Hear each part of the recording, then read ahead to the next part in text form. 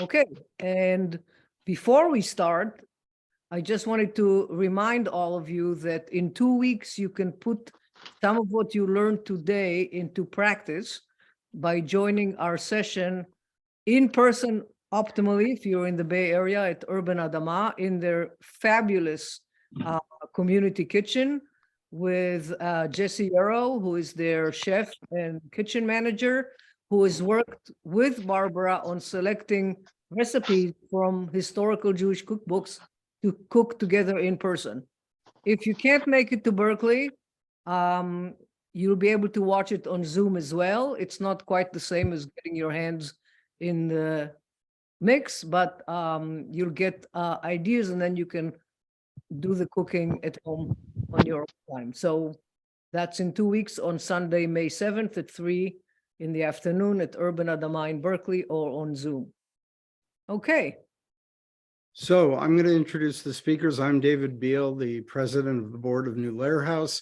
Thanks for joining us. It gives me great pleasure to introduce my dear friend and colleague, Barbara Kirshenblatt-Gimblett, who's a emerita professor at New York University. Barbara has made two very important contributions to the study of Jewish culture. One has to do with museums, the way Jews remember their culture, and that she not only studied in theory, but also put into practice by designing. She was the lead curator in designing the permanent exhibition of the Poland Museum in Warsaw. The second contribution has to do with the study of Jewish material culture, of which food and cookbooks are, of course, central, and that's what we'll be hearing about today.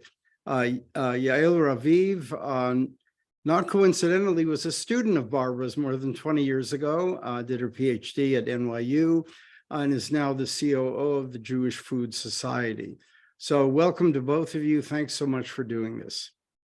Well, thank you very much, Rachel and David, and we're delighted to be within the New Lair House series. I just want to say that Urban Adama, the recipes will include a wonderful one from Jewish Food Society as well. So not only from cookbooks, but also from Jewish Food Society, which is a wonderful resource, which I hope all of you will explore.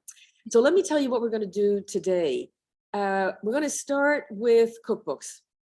But the big question, the elephant in the room is, given Instagram, Facebook, TikTok, Twitter, blogs, websites, do we still need cookbooks? So I want you to keep that in mind, because that is a topic that Yael and I are going to discuss, and that I hope you will contribute to as well. So we have some more questions about cookbooks, but I'm going to start with the history of them, and I will bring up my my images. Just a moment here, and I'm hoping that this is going to work out properly. Okay, just a second. Now we do, just a moment. Just a second, I have to see, I can't, oh, I have to move this. You have to go to the play button. Yeah, I know, I couldn't see it. All right, there we go. Okay, so people of the cookbook. Well, we'll see, what does a cookbook mean in our digital age? That's going to be an interesting question for us. So the opening two images are an attempt to show you our two very different projects, so to speak. Mine is, I've been collecting Jewish cookbooks. I've been collecting cookbooks since I was a child. So that's another story, but I've been collecting Jewish cookbooks for, I think, probably 40 years, at least, at the very least. And I have a large collection. I have a collection of about almost 7,000 cookbooks, of which more than 1,200 are Jewish cookbooks. So it's a put it this way, it's a serious matter. And Yael will tell you all about the Jewish Food Society, which is a very different project. So let me start with Europe, and I want to start with the earliest cookbooks. Now, I've written encyclopedia articles about Jewish cookbooks, but I feel now like I have to completely revise them, because in the years since I wrote the entry for the Yivo Encyclopedia of East European Jews, the entry for the Encyclopedia Judaica, since then, cookbooks have come to my attention that were completely and utterly under the radar, doesn't even begin to describe. So what is, for me, truly, truly astonishing are these 18th century manuscript cookbooks, 18th century. Now, of course, they're Western Ashkenazi. That means that we're going to find them in Bavaria. I had already found similar ones that were late 18th, probably early 19th century in the collection of the Jewish Museum in Prague. But I had not seen ones that were 100% 18th century, mid 18th century. So this one was found in Ottensus near Nuremberg, and it's 69 recipes in a German peasant dialect transliterated into the Hebrew alphabet. So what does this mean? Because this phenomenon is, for me, totally, totally fascinating. And what there are a number of recipes here. Very few of them would you consider to be uniquely or distinctly or specifically Jewish. Everything is kosher in this case, but you've got gefilte fish and you've got a Jomfetiker Kugelhopf. But there are other recipes that would find themselves on the Jewish table, but would not be necessarily marked specifically as Jewish. So what is actually going on here? Because this is not the only example. Here's another example, and that is, and this one's actually dated, it's 1789. It's in the Leo Baeck Library at the Center for Jewish History in New York. And what I find really wonderful about this one is clearly the person that made it had a sense of its importance, because look at the title, the cover. Look at the cover. The cover is, it's decorative, it's beautiful, and it is another example, and it's Bavaria. This time, in the district of Nordlingen. And we know something about the family, and we know a little bit about how it came to the Leo Baeck Library. Now, what is really totally fascinating is the precise moment in this cookbook when there is the shift from, if you will, Hebrew lettered, whatever the language is, we'll come to that in a moment, to German. The precise moment in this one single cookbook. Now, of course, the phenomenon is much, much broader. So what's actually going on here?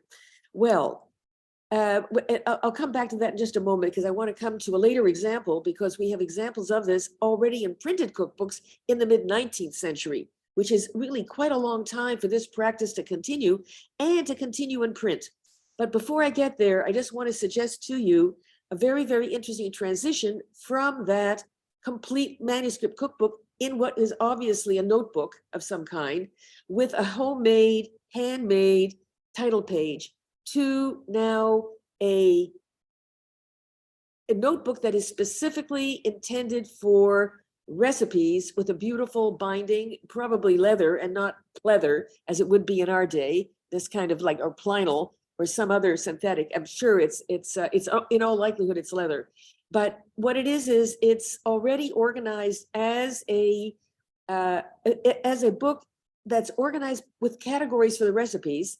And and this is a Jewish one, and you can see Barchus, which would be basically challah in the Western Ashkenazi Yiddish. Mohnkuchen, you've got other recipes here. So you can see a kind of two movements, one from simply a plain old manuscript to formalizing the practice in this kind of an object. And the second is the transition from writing in Hebrew letters, we'll talk about the language in a minute, to writing in German. So that brings us to this extraordinary printed cookbook. And this one is 1854. So now we've gone a whole century. And in this century, this practice has persisted in manuscripts, and now we see it even in print. It's the only one in print that we know of. And so, and I want to say a word about these cookbooks in just a minute, about what's in them, why they were created, who they were for, what they represent. Now, the few scholars that have looked at them refer to them as, quote, German in a Hebrew letter German in Hebrew letters.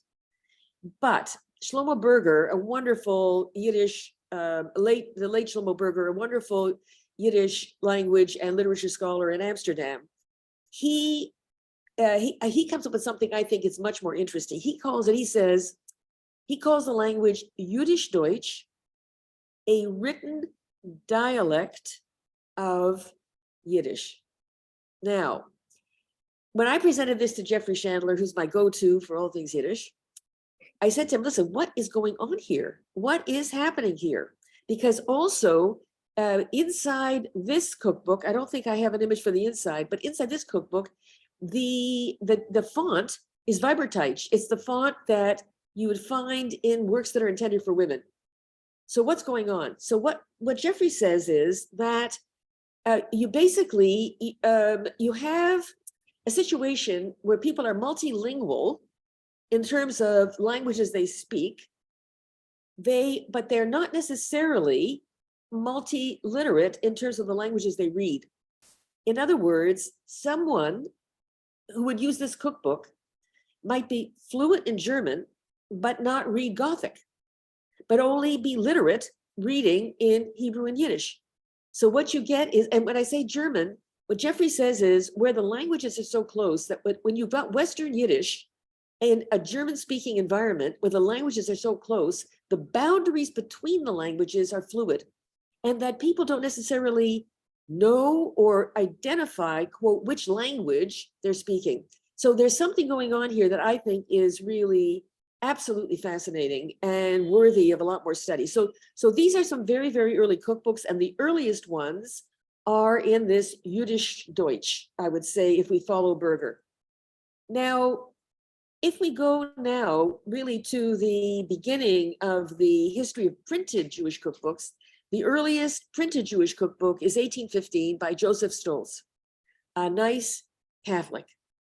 He, not a Jew, a Catholic, who was a cook at the court of the Grand Duke of Baden, and who wrote several cookbooks, the first of which is this one.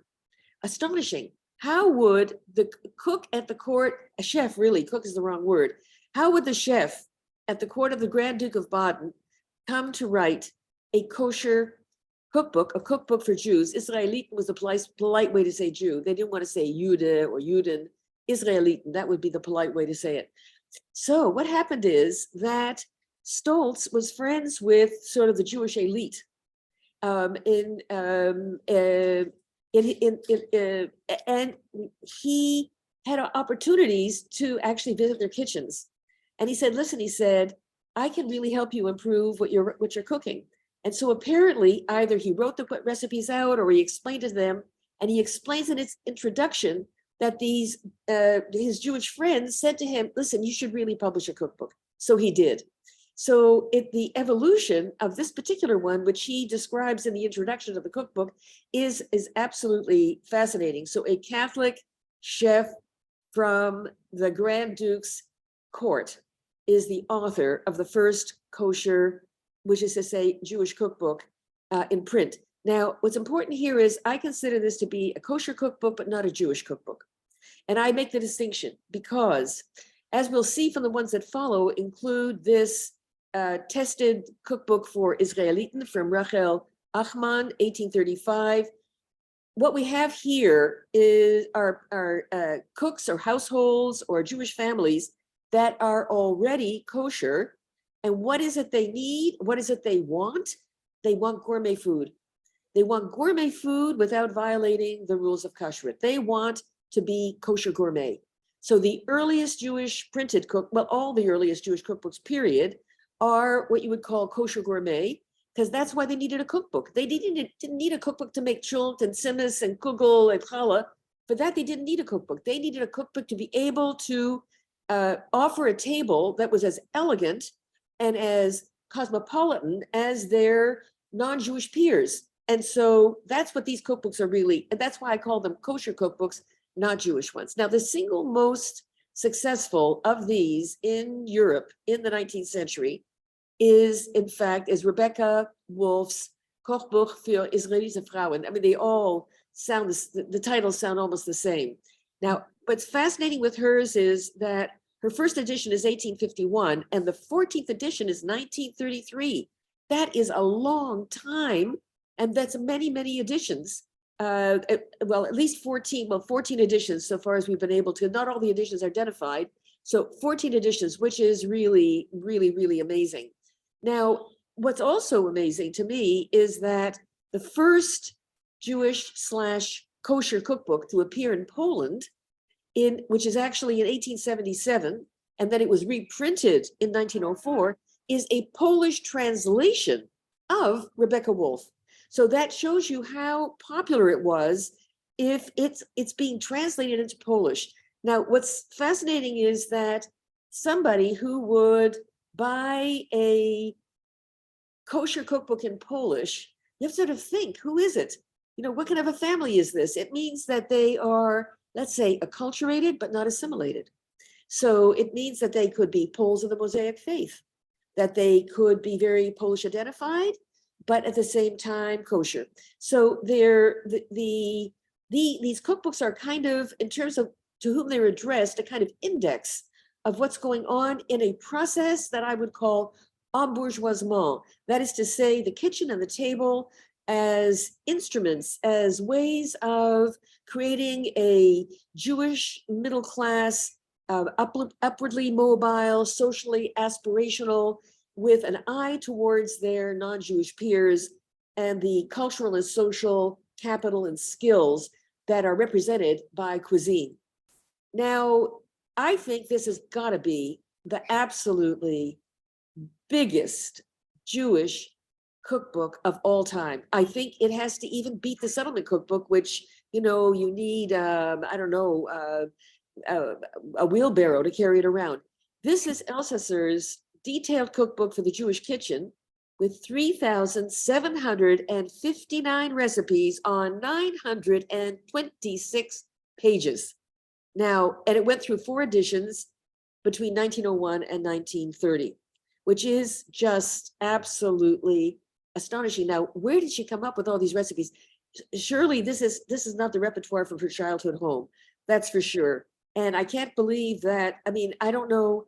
Well, let me put it this way. What is clear is that by this time, these cookbooks become prestige objects. In fact, the earliest ones were also the earliest from the medieval period. The earliest cookbooks were prestige objects, whether or not anybody cooked from them. So this one is an indication that cookbooks now were wedding gifts, as we do today. We very often give a cookbook as a wedding gift. Well, if you're going to give a cookbook as a wedding gift, you're not going to give some miserable 68-page, cookbook. You're going to give a tome. You're going to give something that would be like the Bible, the Bible of the kitchen.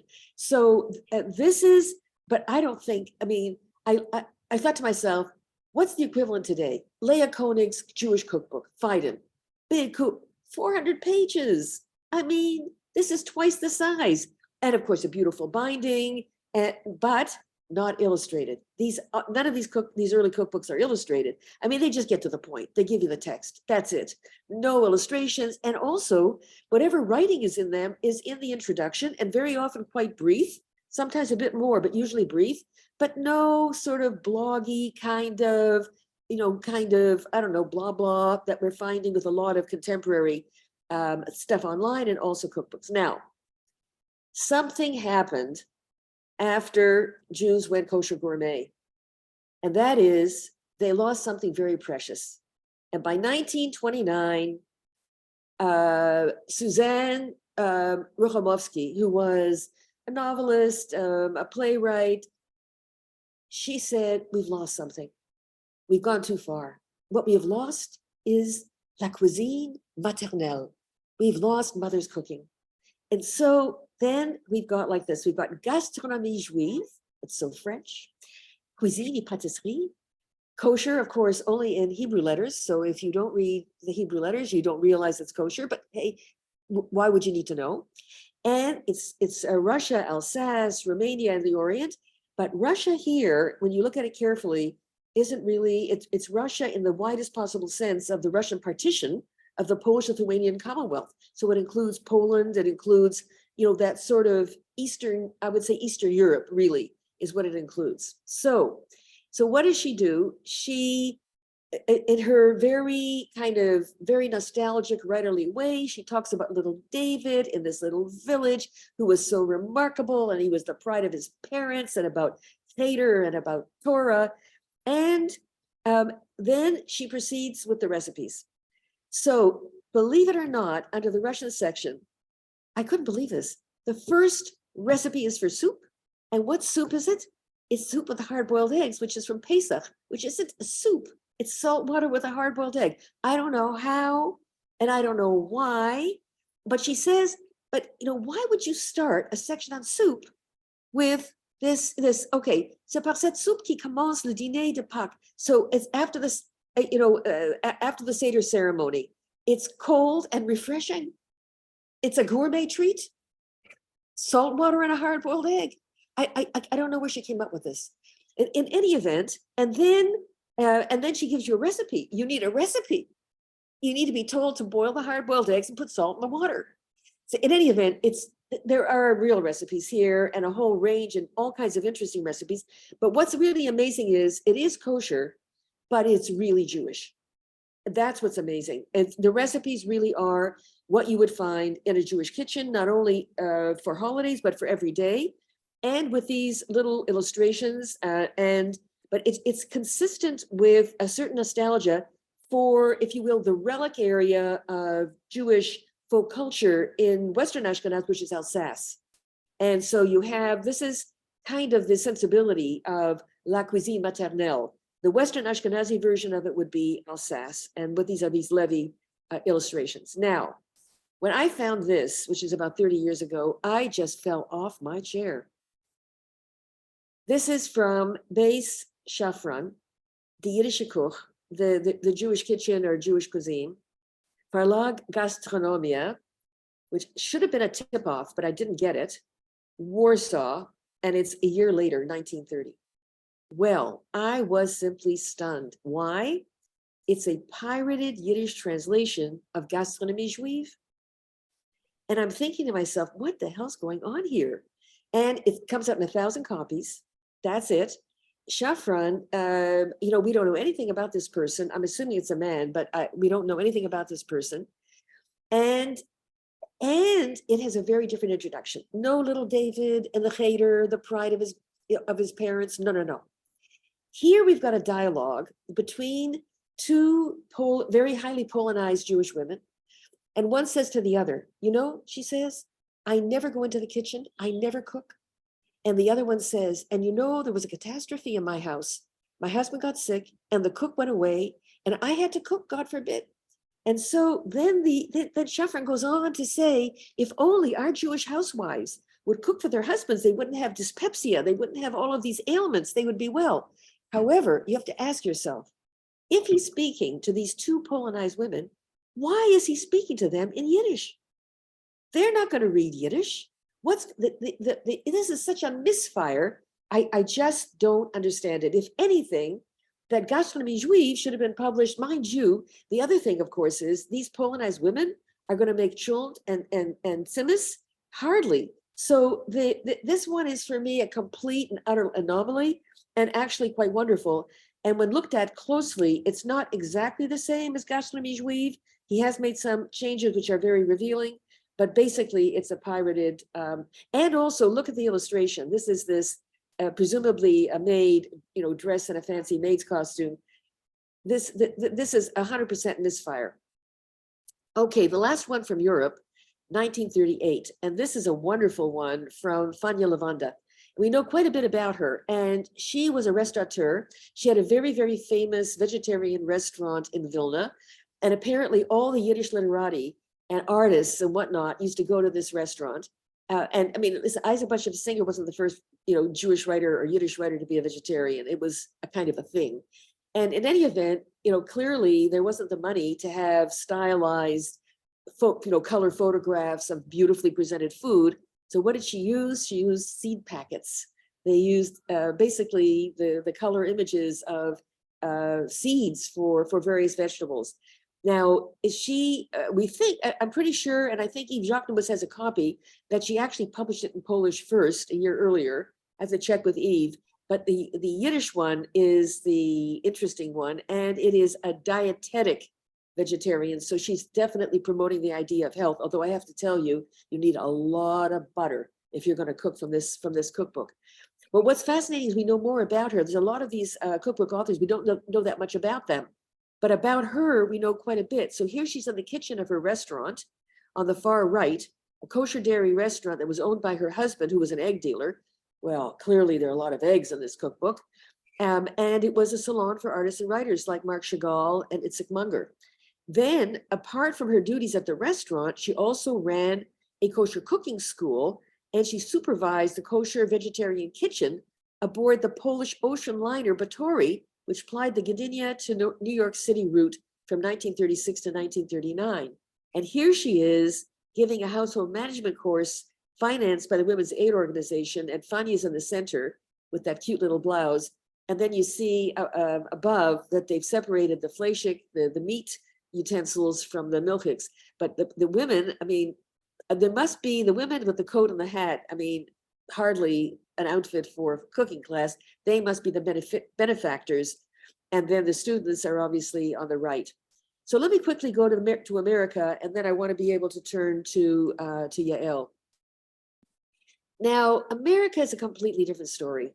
I mean, the contrast couldn't be greater, because the most popular Jewish cookbook of the 19th century in the United States was Aunt Babette's cookbook. We know quite a bit actually about, but not quite a bit. We know something about Aunt Babette. And the first edition was 1889. It went through 9 editions. The last edition was 1914, the outbreak of World War I, and also at the peak of immigration to the United States from Eastern Europe and Yiddish-speaking Jews. So what is this cookbook?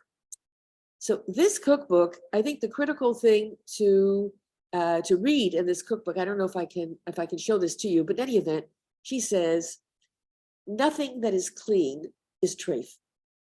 This, if we had a kosher gourmet cookbook in Europe, what we have in America, the single most popular Jewish cookbook in the United States in the 19th century until World War I was a treif cookbook, which I consider to be a Jewish cookbook.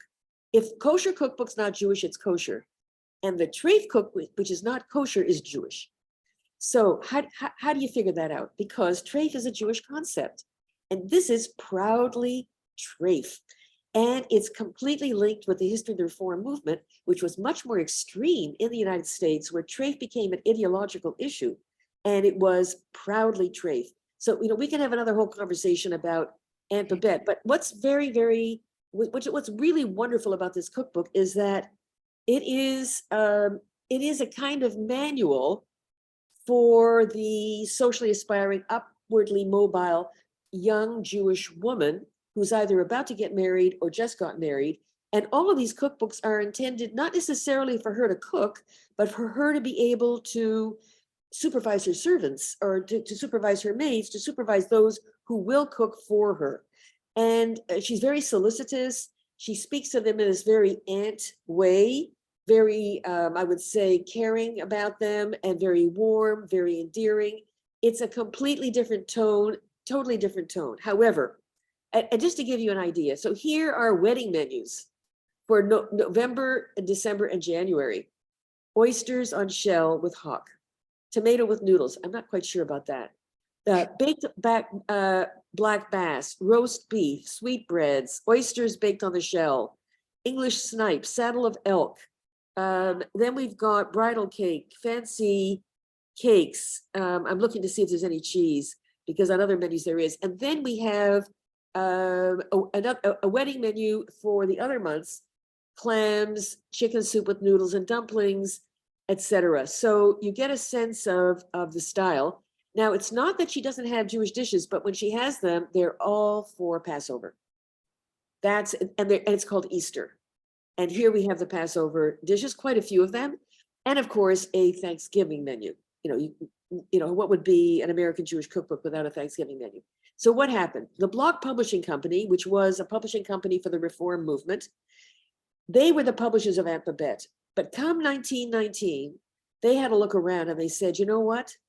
With these immigrant Jewish women from Eastern Europe that speak Yiddish, They're not interested. I mean, first of all, they're not going to make pink teas and coffee klatches and bake, all of these German, beautiful cakes, and they're certainly not Trafe.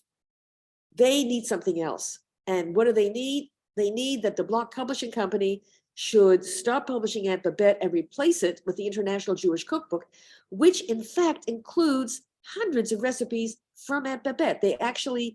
A lot of the recipes continue, but the Trafe ones are out. And now what we've got Florence Chrysler Greenbaum, who is a whole new generation of women, Jewish women that are trained in home economics, in dietetics, in nutrition, and who bring a scientific approach. But she also says that she knows how to cook from her own home kitchen. So you can trust her from both a professional point of view and also from home. So this is 1919 and it's international. Favorite recipes of America, Austria, Germany, Russia, France, Poland, Romania, etc., etc. And the Jewish dietary laws with the rules for koshering, but it's in English. It is in English. Now, lest you think that these East European Jewish women who are reading in Yiddish are stuck only with Florence Greenberg's massive volume, which has over 1,000 recipes in it, nothing like Elsasser's more than almost 4,000 recipes. We have Hinde Amchanitsky. Hinde Amchanitsky, oh my God. She, like many of the other early Jewish cookbook writers, was a widow. And these widows had to make a living. And they turned to running their own restaurants and also writing cookbooks. So she was born in Russia in 1850. We know that because her tombstone, believe it or not, was found on the Lower East Side. It's another whole story. And she came to the United States in 1895 and died in 1910. She's been described as a widowed housewife. I don't find that very correct, to be honest with you. A restaurateur, and she explained with 45 years of experience, and that she opened several restaurants on the Lower East Side where the finest people with their capricious stomachs came for sustenance, and everyone was very happy with my food. 148 recipes consumed in the finest Jewish homes in Russia, Galicia, France, England, and America, including gefilte fish, chopped herring, chicken soup, stuffed spleen, milts, but also English pot roast, hamburger, oatmeal, and 8 kinds of pie. So this was Hinde Amchanitsky, which she's really frum. Look at her. She's got a Helsel on. She's got her head covered. I mean, she's a one-off. She actually published 2 of them, and they're more like pamphlets than cookbooks proper. Okay, so turning now to the bestseller of any Jewish cookbook in all of its history.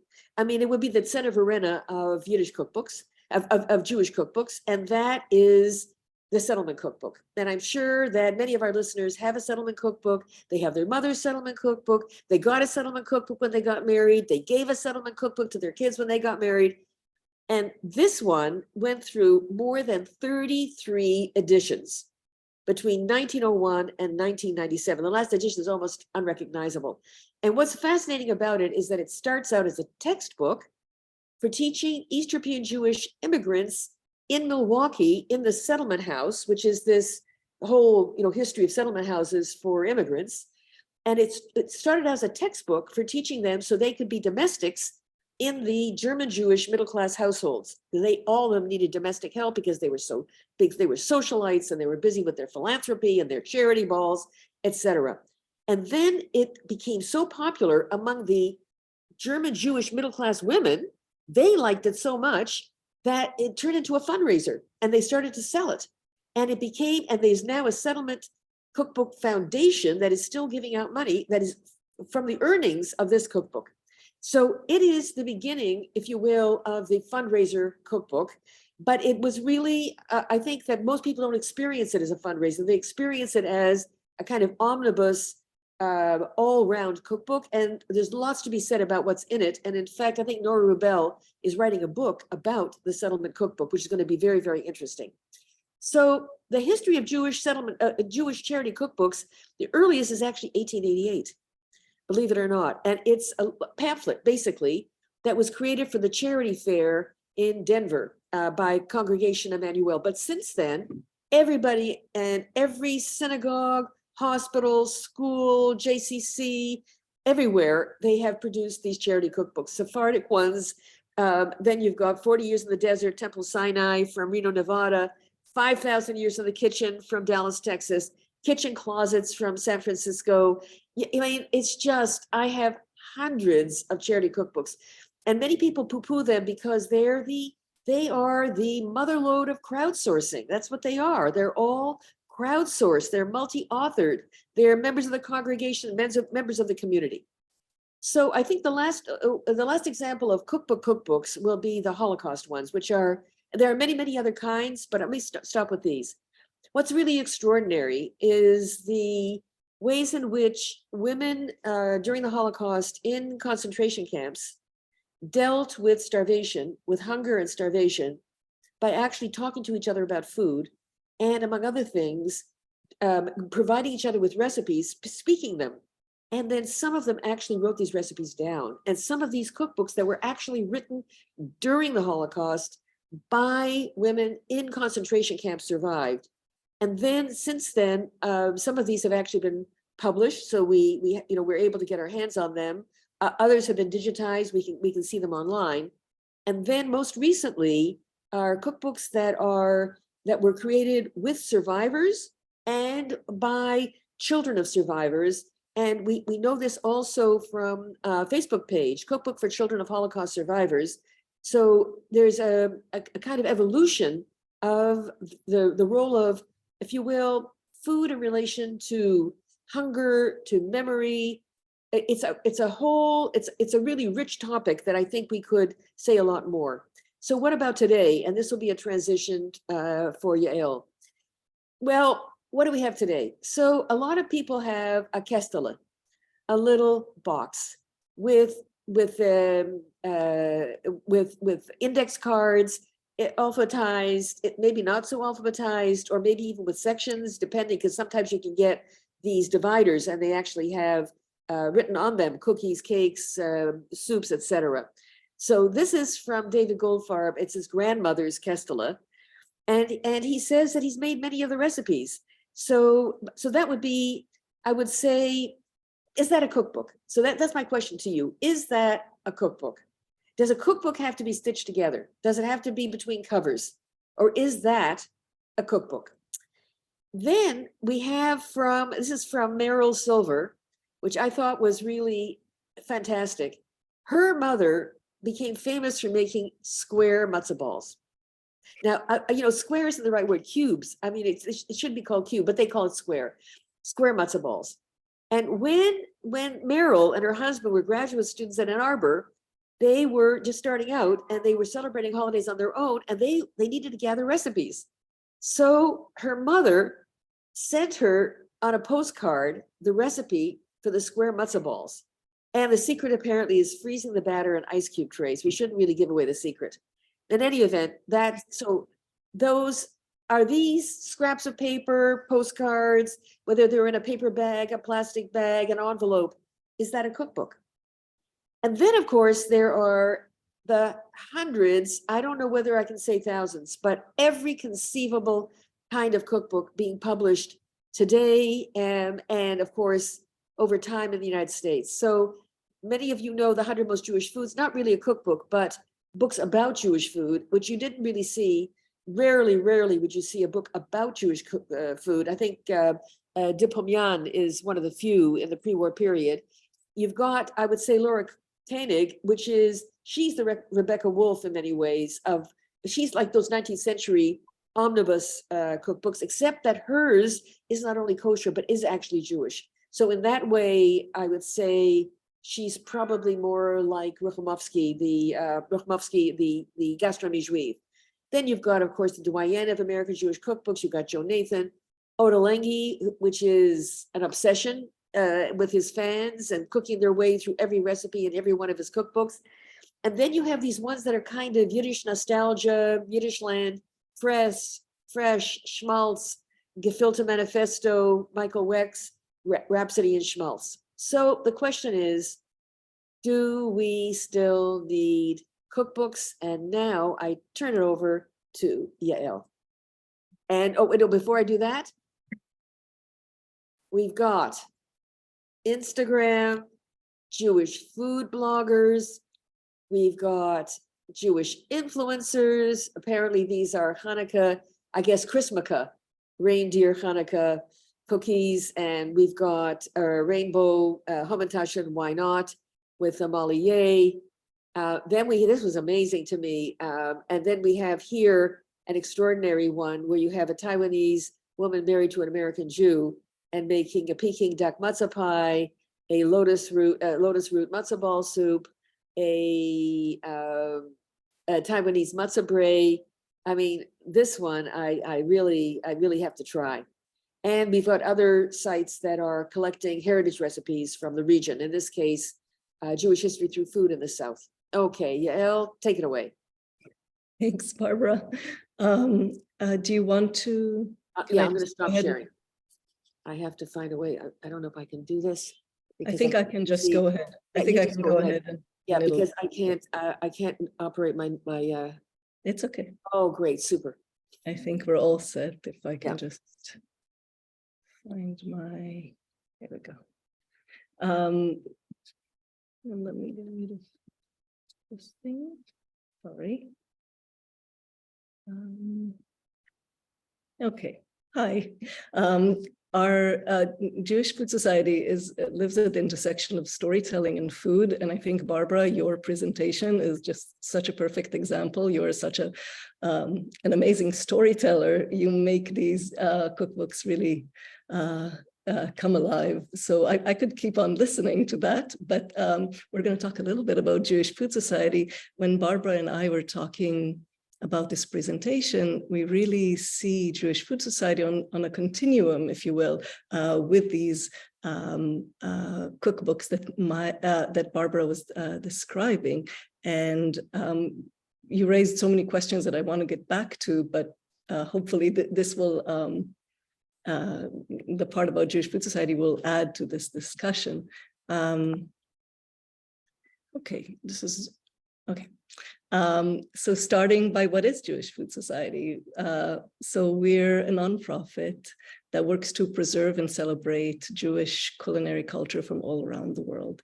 The reason we do that, I mean, we do it for a number of reasons. One of them is because we think it's really important to preserve these traditions before they disappear.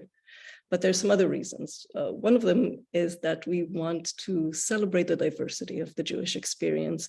And for a lot of people, and we were looking at all these examples of Jewish cookbooks, mostly Ashkenazi, in heritage. For a lot of people in the US, when they think Jewish food, they think of filter fish, maybe bagels, they think about Ashkenazi food. And for us, it's very important to show that there's a world of Jewish cuisine out there, that there's Brazilian food and Indian food and Tunisian food and Italian food, all these different foods that are all Jewish foods. And that geographical diversity really speaks to other types of diversity, right? To all these different people that are Jewish in different ways. And we want to showcase the accessibility, the fact that everybody can find their place within this Jewish story. And then lastly, we feel that food is a way for certain people to connect with their Jewish identity, where maybe they do not connect to it in other ways, where maybe religion or Zionism or whatever it might be, doesn't appeal to them, doesn't speak to them, doesn't connect with their own life. But when it comes to food, they can find a connection to older generation, to a larger community, to Jewish tradition. And we feel that through the kitchen is sort of a gateway, if you will, into a larger engagement with Jewish life and rituals. The core of our work is a digital recipe archive of family recipes and the stories behind them. And then we bring that archive to life through a variety of public events. That those public events could be a Shabbat dinner, they could be a cooking demo, or a signature program, which is a storytelling and tasting event called Schmaltzy, where people tell personal stories at the intersection of food and family and Jewish identity. And then during the pandemic, we also basically repurposed these stories. We took these stories from the stage and we created a podcast where we each episode features one of these stories and then is followed by an in-depth interview with a storyteller. you can engage with our content in a couple of different ways. So you can go to the website and search recipes, or you can go to the website and look for family stories and histories. The point is that for us, they're always sort of a package deal. They're always linked together. And we didn't spend a lot of time with Barbara talking about these different blogs, but I think one of the things that's really important for Jewish Food Society's work is this connection, right? That every recipe leads to a story, that behind every recipe, there's a family history, community story, and that every story comes to life and that you can connect with it through the recipes. Just an example of the sort of journey you can take on the website. For example, you can read the story of Orly Eliashar's Hamadani community, kind of the northern Iran, very specific community, and read about her family and their traditions. And then you can see that there's some recipes linked to that story, and you can go to the eggplant tachin recipe, and you can go ahead and click on it and actually go to the kitchen and cook that particular dish. Alternatively, you might be going to our website looking for a fabulous centerpiece for a vegetarian meal, and you would find this eggplant tachin, and you would go to cook it, and then you'll see that there's also a link there that tells you about the context and the history and the roots of this specific recipe. So you can go at it in different ways. And then an example of, I said we bring the archive to life. So I wanted to share this most recent example. We, just this last Passover, we co-hosted a Seder event with designer Susan Alexandra. And after the Seder ritual, we served a dinner based on recipes from the archive, and this eggplant dish was one of them. That particular event then evolved into an impromptu dance party, which was very fun. Definitely one of the most fun Seders I ever have been to. But what's maybe more meaningful is that the reactions we got, from the attendees after the Seder, for a lot of them, this was the first Seder they've ever been to. And for some of them, they have had, Seders in the past, but never one so joyous, perhaps. So we following this event, we really got amazing reactions, that from this intersection of food and Jewish rituals. I want to talk a little bit about our process, kind of coming back to Barbara's notebook of these handwritten recipes, and how do you go from those handwritten recipes to a recipe that anybody can use and anybody can make. I'm sure you're all familiar with these jotted down recipes. Barbara showed some examples, and what's more, a lot of these recipes don't even live on paper, they live in somebody's head. And when you ask for the recipes, often it's like, well, you take a little bit of this and, a handful of that, and then you cook it until it's ready. And that's great. But unless you have the opportunity to learn that recipe by being in the kitchen with someone, it could be quite a challenge. So that's one of our big projects, is to translate these recipes. And maybe, Barbara, there's an answer there to your question about what makes a cookbook. But we start by either having a cooking session, if possible. We actually go to somebody's home and cook along with them and write down things. Or if we can't do that, we connect on Zoom and through phone calls and numerous emails. We try to get as much information. And then we take all that, and our culinary team tests and develops those recipes. In other words, they figure out the exact quantities, the oven temperature, how long should it be in the oven? And we always try to taste those experiments and make sure they both adhere to the family's tradition and also taste really good. And, we'd want to share them. It's one of the perks of working at Jewish Food Society, is that you get to taste a lot of very delicious food. And then once we get at that more complete recipe, then we work with a team of creatives, of photographers and food stylists, and we about once a month, we do photo shoots where we create these visual images that where we try to represent the original family's table as accurately as possible, and then we share those recipes with those images.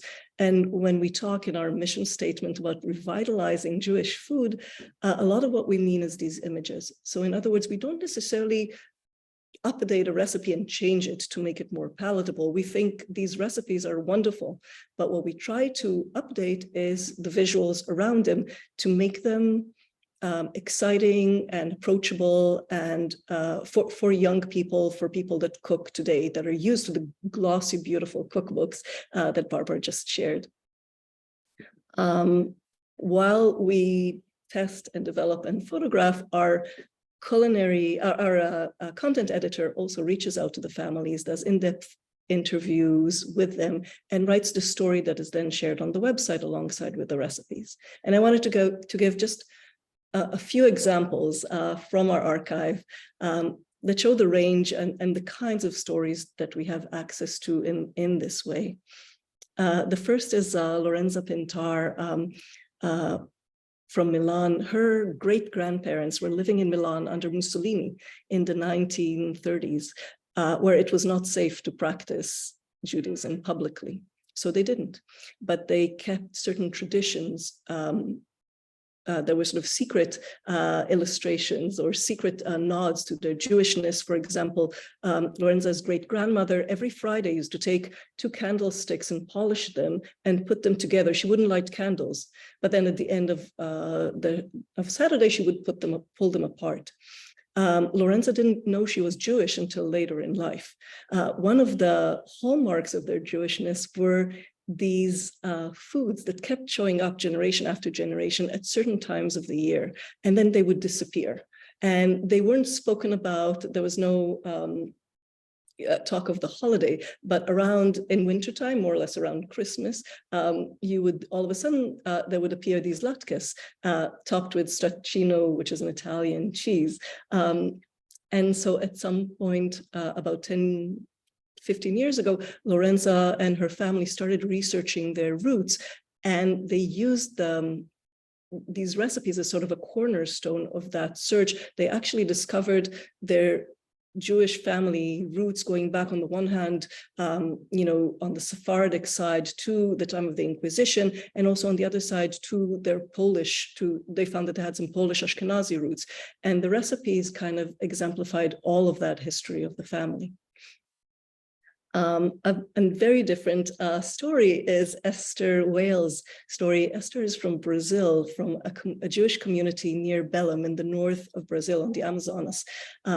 Esther is a professional chef, and on a visit to Morocco a few years back, she was reminded of the food that she grew up with. Her community, the Jewish community she grew up with in Brazil, came from Morocco to Brazil. It's not exactly clear what drove them there, but they kept practicing their Jewish life in Brazil. They kept their culinary tradition alive, but they had to adapt it and adopt it to change it to the new ingredients that were available to them. So, for example, they made couscous from yucca flour instead of semolina, or they made fried fish escabeche, which is a local specialty, typically made with shrimp. They made it with fish, or feijoada they made, without pork. So there are all these adaptations that really show this intersection, the community's journey from Morocco to Brazil,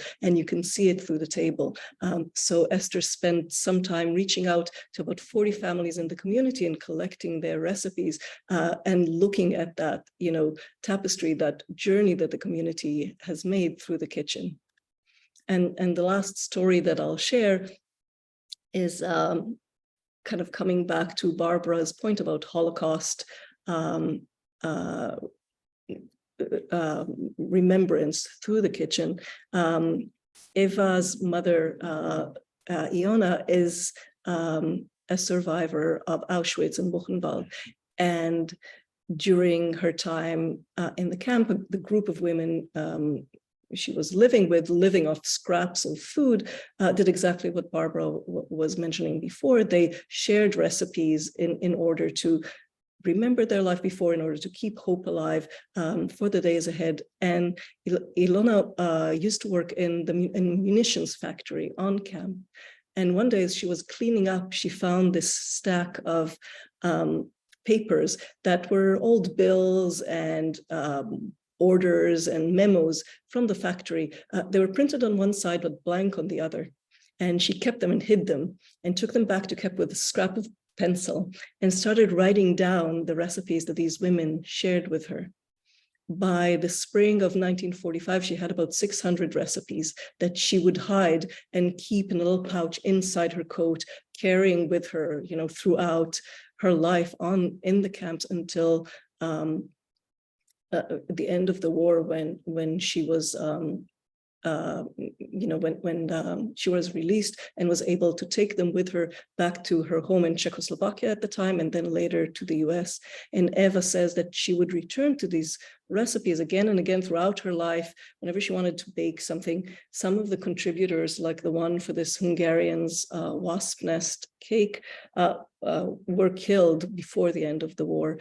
And these recipes were a way for her to remember and honor their memory. This collection of recipes is now housed in the Holocaust Memorial Museum in Washington, D.C. The point that I hope I was able to make is, we can see through even just these 3 samples out of the hundreds that we have on the archive, is the power of food to connect someone to their personal identity or to their Jewish identity, to older generations, the power of food to illustrate the journey of whether it's a family or an entire Jewish community, and its power to commemorate and celebrate resilience and resistance in the most difficult situations, commemorating and bringing and remembering voices that otherwise maybe would not have been heard, would not have been remembered. So just a sample. You can read all these stories in their full scope on the archive, of course. And to end, what might be ironic in this context, we are working on a cookbook at Jewish Food Society. And we can talk about that and why, but this cookbook will be published in the spring of 24 by Artisan Books. It's kind of the best of Jewish Food Society, if you will, structured around Shabbat and the Jewish holidays, with each one of them presenting a selection of tables or menus from different families, and along with their stories, of course. So that's something to look forward to.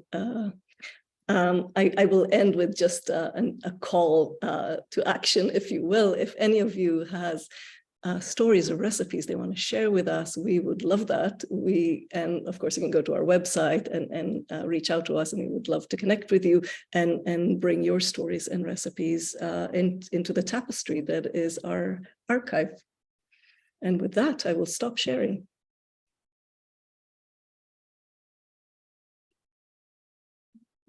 Thank you, the 2 of you, so much. The only thing I have to say is I'm so hungry now that I don't know if I can moderate the discussion. But just as a reminder, use the raise hand function to ask your question. I did sort of follow the chat, so while people are thinking about it and looking for that icon, which is at the bottom of your screen under reactions, one question early on was about the special font, typeset font intended for Jewish women that you mentioned, Barbara. If you could elaborate on that a little bit. You're muted, Barbara. Yeah, several people asked about it. So Viberteich, which is it's known by different names, is a special font in books that were intended for women. So you'll see it in the so-called Women's Bible, the Tzena Verena. You'll see it in Trina's Women's Supplicatory Prayers, and you see it here. And I'll tell you what I find so fascinating, and it has to do with the complexity and richness of Jewish languages as spoken and as written. So with these cookbooks that are so the idea that you've got the printed cookbook in a women's font, women's Yiddish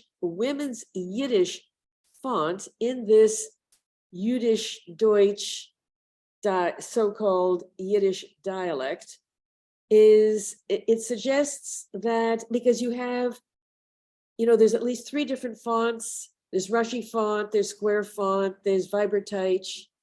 Then you've got the languages, you've got Western Yiddish, Eastern Yiddish, you've got this Yiddish Deutsch as a written dialect of Yiddish, you've got Hebrew, it's so rich. You've got the languages people speak, the languages that they can read and write. They aren't the same. They might be able to read and write Yiddish, but they can speak German, but not necessarily read and write it. So it's this very, very rich situation, and it's expressed in these cookbooks. But in any event, that's what Viberteich is, and it actually looks a lot like Rashi type if you look carefully, but it's different. But it's specifically for women, and it's a way of really, I would say, making it immediately apparent for whom this text is intended, is what it does, among other things. So, but before we go to the questions in the chat, so the big question, and Yael and I were talking about it earlier, is why, if you've got this incredible archive, including video and not just text and images, why, if you've got all of this social media and everything available online, why do we need printed cookbooks? But I think the earlier question is, what is a cookbook? Because, for example, Pinterest, isn't that a cookbook? So if you've got it online, why do we need to print cookbooks? And also, a lot of these, or some of these cookbooks are ebooks. So you're reading them on a Kindle anyway. So like, why? I mean, Yael, why? Well, I can talk about Jewish Food Society, but I think it's a great question for everybody, right? I know I'm very, very far from you, Barbara, in my cookbook collection. In fact, I'm the opposite of a cookbook collector, maybe. But I have, I don't know, between 20 and 40 books. Maybe half of them are books I use for teaching and work, and a handful are the ones I actually use in the kitchen. But I do use some cookbooks for inspiration, and I think some of the examples that you showed are so fascinating. In our engagement with a book is so different, right? How people like write notes into margin, and they fold down corners, or they put little bookmarks. And there's something about that object, right? How would what would make it such a beautiful gift, right? You were saying a wedding gift. There's something about the object of the book, and carrying it with you. I know some people like to take them to bed, but most people like to have them in the kitchen. My dad always says, if there's one recipe in a book that you end up using, it's worth buying the book for. Like, that's a book. Your father? That's his sort of approach to books. But and I'm sure it'd be actually interesting to hear from people. But I know for us, right, a book gives you a certain authority, right? I mean, today people like Molly, they are, that was a great example of people that have authority also online, where people respect them, trust them, and know that they can rely on their recipes. But there's such a world of content out there, and a lot of times you don't know who to trust. Like, do you trust the little reviews at the bottom, or can't you? And there's something about a cookbook that has been through a certain process that speaks to trust and to authority, and both in terms of the author's kind of place in the world. So for the author, it's important because by the fact that Artisan Books publishes a cookbook, it means somebody out there thinks you're an expert. It kind of connotes the writer, the author, as an expert. And also for people that buy the book, right, they feel that that's something they can trust. That's an authority. Anyway, that was a very long answer. No, it's great, because I was thinking to myself, as you were speaking, thinking to myself, okay, I see like there's a number of Facebook pages that are Jewish food kind of pages. People ask, I have to give a Jewish cookbook for a wedding gift. what cookbook should I use? Now, can you imagine giving as a wedding gift an ebook? Exactly. A little underwhelming. The emotional context would be lacking. Or it would be ridiculous. So why, all right. So let me, as somebody who I would say obsessively collects cookbooks and Jewish cookbooks in particular and Yiddish cookbooks especially. So for me, first of all, I like to read. I think that we underestimate. I think it's very limiting to think of cookbooks as primarily manuals for cooking. I actually think that they're works of literature and that they're for reading. Now, I think in many ways, there's something that's happened. I mean, I've gotten some cookbooks recently where I think to myself, oh my God, I wish I didn't buy this. Shall I give it away? Because then I think to myself, well, if I don't want it, why would I give it to anybody? You know, that's, oh, well, maybe I'll give it to the pickle bookstore because every time you give them a book, you can get a free jar of pickles. I kid you not, this is on the Lower East Side. So I'm thinking to myself, these cookbooks, what's wrong with them? They have like 98 recipes. I mean, talk about minimalism. The recipe number is shrunk. They have a lot of photographs, so it's all eye candy. And then it's got a lot of blah, blah. It's got a lot of kind of writing about food that's not actually very good writing. I mean, if you've read MFK Fisher or you've read, I mean, the really wonderful, wonderful food writers, you've got a lot of blah, blah. So there is somehow a market for cookbooks, and there are a lot of cookbooks that are being produced today, generally, but also Jewish ones that are just not, they're not very good. But the good ones, the ones that are, well, good by my standards, or that I find personally good, and I think I could probably come up with standards that would, you know, be more general standards. They are, for me, they are to be, first and foremost, to be read. But what's so interesting is to see how they've evolved, where they're probably more visual than textual, and they're more literary than manuals with recipes.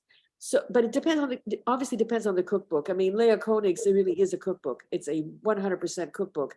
But then there are others that are, and then you've got memoirs that are memoirs with recipes in them, whether it's maybe Sheridan or, you know, there are various others.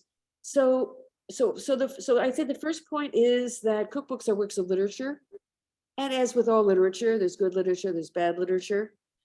They are, you may or may not cook from them, but finding a recipe in a cookbook is really, really different from finding a recipe online.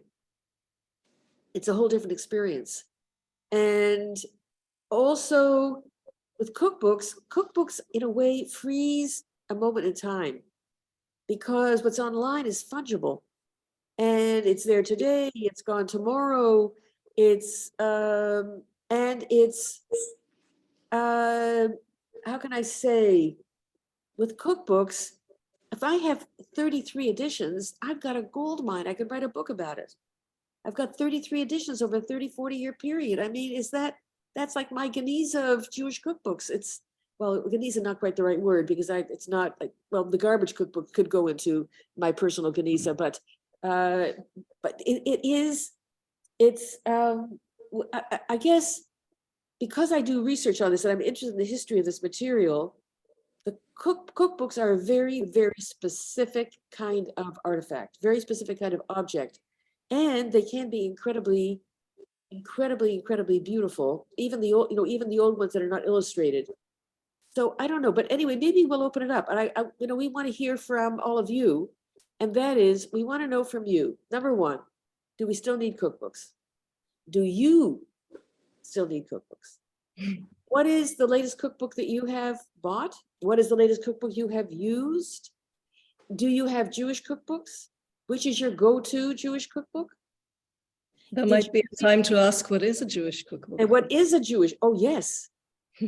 What Makes is, something a Jewish oh, yes. What is a Jewish cookbook? Yes, Yael, you hit the nail on the head. Okay, So let's hear from you. we're not going to require people to answer all of those questions. No, I'm sorry, you must answer all of You it. must answer all the questions. Absolutely. and you'll be graded on the quality of your answers. Ruth, why don't you get us started? Thanks very much. Very interesting. Hello, Yael. We met briefly in San Francisco. I have a history question, really. I inherited, we found after the last relative who lived through the Holocaust years, my aunt died, a partial version of a Bertha Gumbrich cookbook. Oh, which- wonderful. From my great-grandmother who died in Auschwitz and actually was the woman who passed down the culinary heritage. So it's only a partial copy. I've been in touch with Leo Beck Institute about it. My question is, after I finished with it, because I'm writing about it, how many of these kinds of works are still around? Is this something that should be donated to an archive or kept?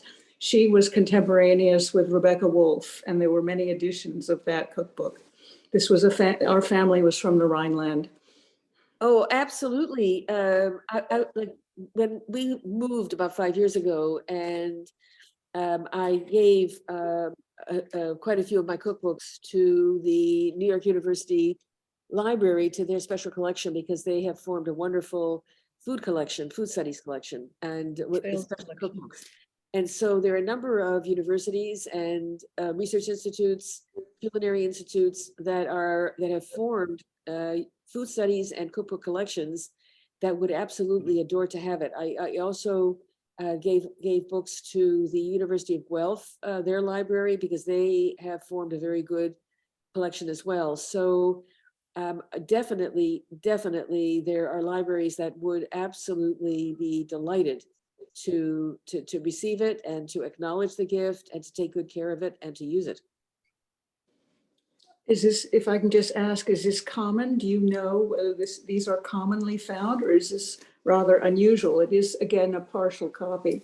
Well, what I would say is that these cookbooks are generally considered rare, so not scarce. I mean, the book dealers have a whole lingo. So they, for the most part, they're not scarce, they're rare. Some of them are more rare than others, but if you have a cookbook that came out in 11 editions over a 50-year period, obviously there are copies around. But even one like the one from the one in Hebrew letters, we thought there was only one extant copy, and Andras Körner, who's a wonderful, wonderful historian of Hungarian food, he's actually identified three more copies. But for years and years and years, we thought there was only one copy. And but there, if you look at antiquarian book dealers, you can get an idea of what's out there, what they're going for. And the later ones and the ones that came out in many editions, they're around. They're definitely around, but they are considered rare for the most part. Thank you. Mhm. Okay, let's have another question, or if somebody wants to brave the list of questions, give us your definition of a Jewish cookbook. What cookbooks do you use? We won't disclose this to anybody if you want to say what cookbooks you have, but you've never opened them. Okay. I think, Barbara, it's actually interesting, your point about literature, cookbooks as literature, because that's what I always think is special at the work that we do, is this, the fact that we have the family story as such a part of the recipe, right? That it's, inseparable. And I think that, that's a reason to have it as a book, that's the part that extends it beyond the kitchen. Yes, that's when you said that some people take them to bed. I do. Mhm.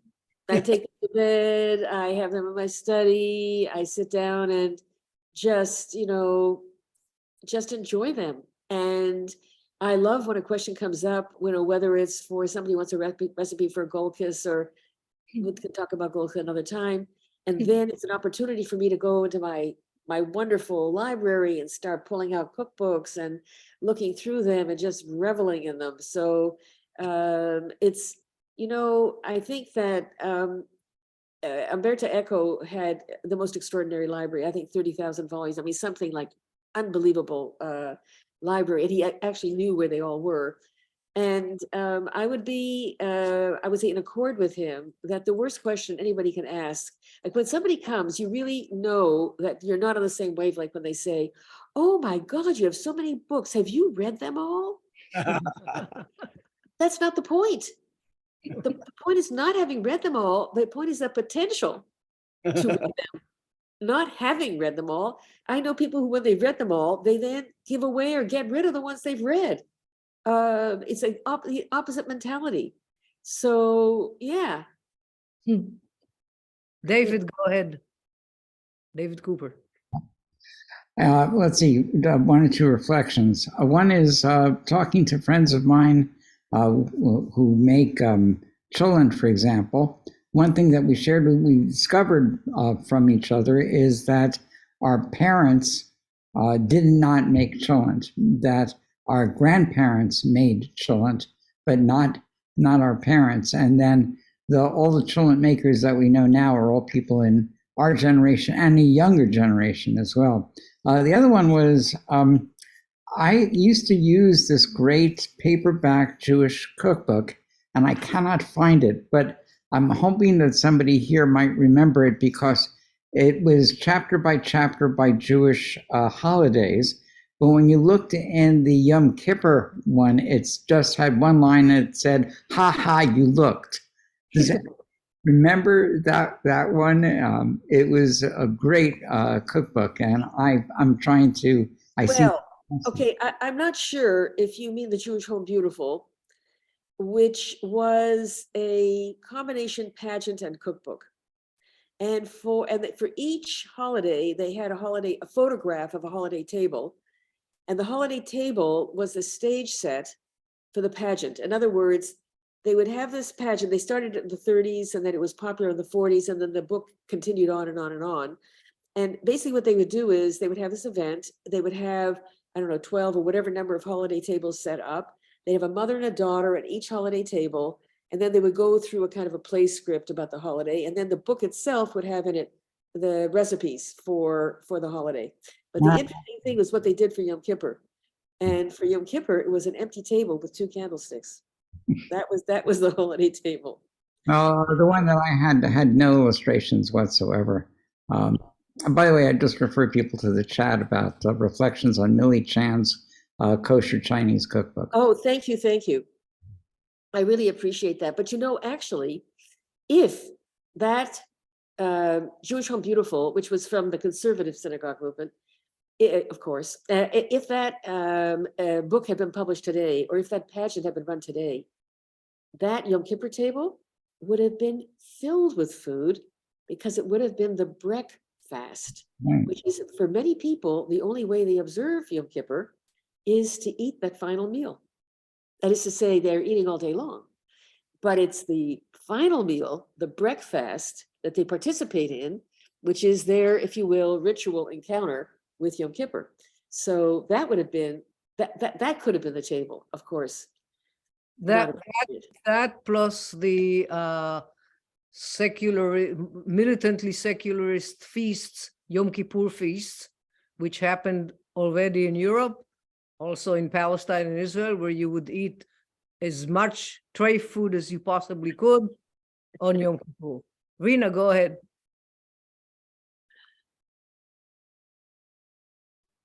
So I'm curious if you could characterize the different motivations for different generations of Jewish cookbook writers, right? So it seems like the latest is maybe the Gefilte Manifesto, but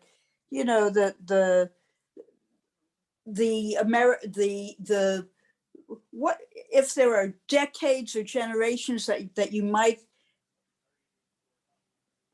characterize in different ways in terms of their motivations for the presentation of Jewish cookbooks? Well, that's a very good question. So if you think in terms of generations, if we go, I think, post-war, because I pretty much characterize what you see before the war. And that is, you go from an Aunt Babette, which is a society lady, to Florence Greenbaum, who is a home economics, domestic science certified, trained nutritionist. So, I mean, that's a generational shift. If I were to do the post-war period, then it would be like the Molly Goldberg cookbook, the Jenny Grosinger. It would be, but there are various genres of them. Some of them are Sarah Kasdan. Some of them are really hardcore, classical, just what you think of as almost canonical Ashkenazi East European Jewish food. That would be one category.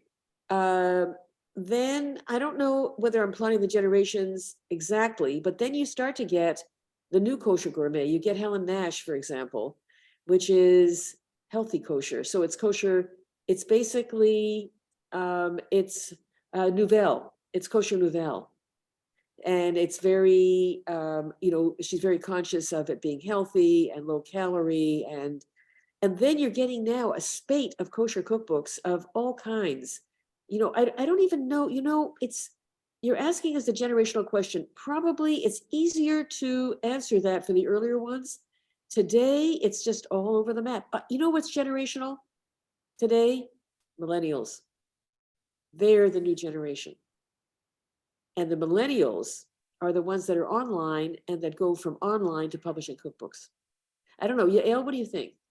Yeah, for one thing, I just wanted to add also the non-Ashkenazi books, right? Claudia Roden, at some point we start saying, the rest of the world of Jewish cooking.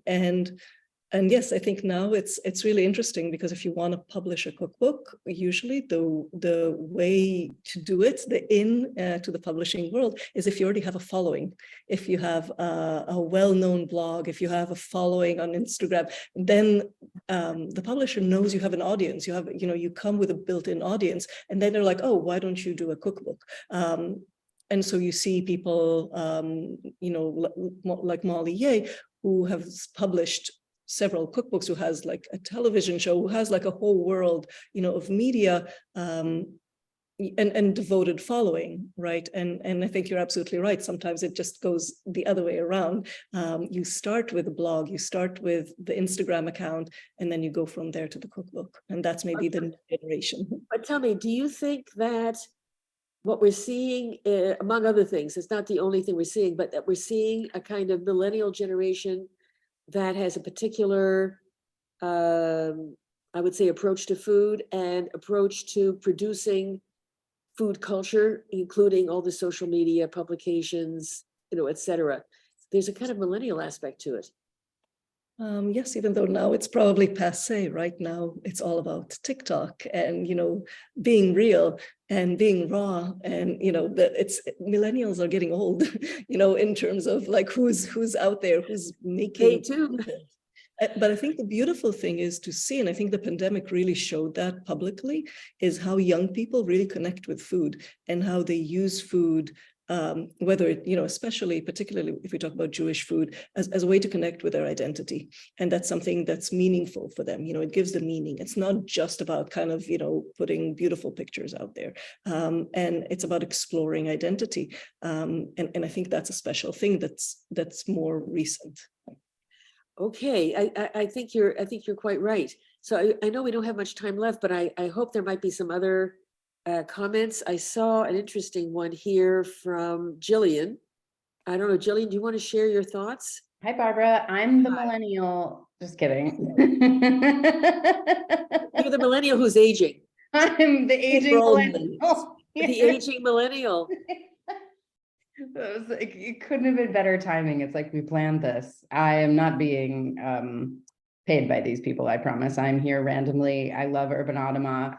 I moved with my family to Sonoma after many, many years of being very lucky to be surrounded by a lot of Jewish culture, and found myself in what I would refer to as like the sticks of San Francisco, where there's just, I would say, almost like no Jewish culture. And so I started cooking pretty to the detriment of my postpartum body. Anyway, I have figured out how to make challah, feel real good about that. There was just no way to drive to Berkeley every time I had a craving for latke. And in all of this, I feel like I could definitely say the tactile experience of holding a recipe that somebody you know, or somebody you know's aunts, uncles, brother, it's vital to tasting the food, cooking the food, having the sensory experience that you need.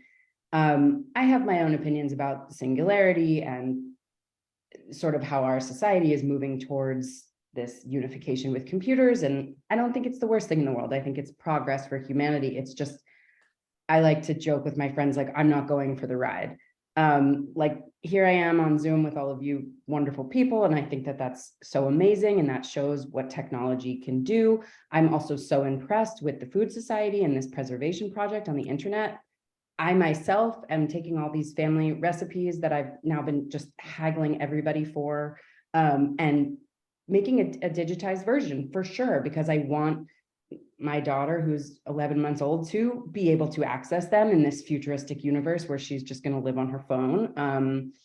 But yeah, there's a pause, right? There's a moment where you say, okay, I have the digitized version, and now I need something to spill butter and oil on. I need something to hold in my hands. One of the things that I wrote here in the chat box, very poorly communicated. Please, nobody read that. I was trying to listen and write at the same time. It wasn't going well. But one of the things that I wrote here in the chat box is like, look, you know, the internet is designed to take our attention. So even now, as I sit with you beautiful people on Zoom, it's not just the 11-month-old and the people in the backyard and the cats. It's also the entire internet in front of me. And you can get a Kindle, but then you're going to have 300 books on it. So I think the attention economy is a very important part of the conversation about why cookbooks aren't important. Cookbooks are important because they demand your full attention as much as anyone. Absolutely, absolutely. So Yael asked the most important question earlier, which we haven't addressed, and I know we only have we don't even have a minute left, but let me at least re-ask it, and that is, what is a Jewish cookbook? And if you own one that you consider a Jewish cookbook, which one is it? And why do you consider it a Jewish cookbook? Can we have another 2 or 3 minutes to? I don't think I need 2 or 3 minutes. I think a Jewish. No, actually, I was asking everybody. Oh, everyone. Oh, yeah. So you're not on the spot. You're off the hot seat. So let's do this popcorn style to speed it up. If you have something to say about a Jewish cookbook that you use, that you consider a Jewish cookbook, speak up. I'll start with myself. Molly Katzen's multiple vegetarian cookbooks became, I think, an avenue for kosher keeping Jews who wanted to be hip in the 70s and the 80s. Okay, but still, to have a very broad range of recipes. And just to not to boast, but she has my challah recipe. So as far as I'm concerned, that means that it's a Jewish cookbook. Somebody was showing their book. David, show us our book, your book. Oh, wow. Classic kosher kuch. Oh, my goodness. So, so you consider those now, do you consider them Jewish because they say they're Jewish? Are they really Jewish? What makes them Jewish? What kind of Jewish? Leave that open. Who is talking? Margaret. Julie, you wanted to show your book. Can you pick it up? My husband's actually the cook. Totally kosher. Okay. I don't think I have that. I'm going to make a note. I'm going to make a note. Okay, so appreciating that both Barbara and Yael are in New York, which means that it's past dinner time unless they're on a European schedule, and that some of you may be ready for your afternoon tea. Thank you so much for coming. Join us in 2 weeks, either in person at Urban Adama. If you want to do that, sign up today because I think there's only 2 slots left for the in-person cooking with Jesse Euro. But you can watch it on Zoom, write down the recipes as they come through, and then you can cook it at home and invite a friend over. Make it into a happening. Thank you all of you for joining us, and especially incredible thanks to Barbara and Yael, for enlightening us and giving us a lot of food for thought. Thank you for having us. Yeah, it was a pleasure. It was really a pleasure. And thank you. And I know that your other presentations in the series are going to be very appreciated as well. Thank you. Okay, bye, everybody. I'm going to end it now. Okay, thank you.